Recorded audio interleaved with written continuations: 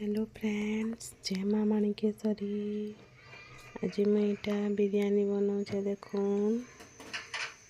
Mutton biryani और mutton कषा सरी गलान। इटा चौल बुतरी से देखून बिरयानी चौल और ये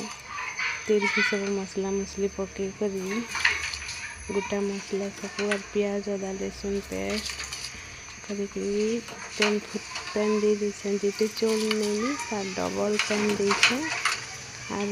2 कप चौल हेले 4 कप पैन दीछे और इटा पैन दे फुटे दीछे तापर चौल दीछे देखो नून टिके दीछे हल्दी टिके दीछे फुटी जावा चौल लगे दीछे देखो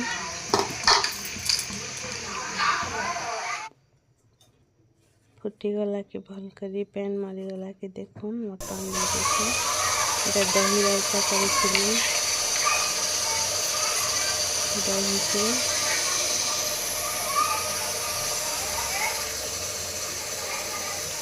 प्याज कच्चा मरीच देखिए रेडी गला।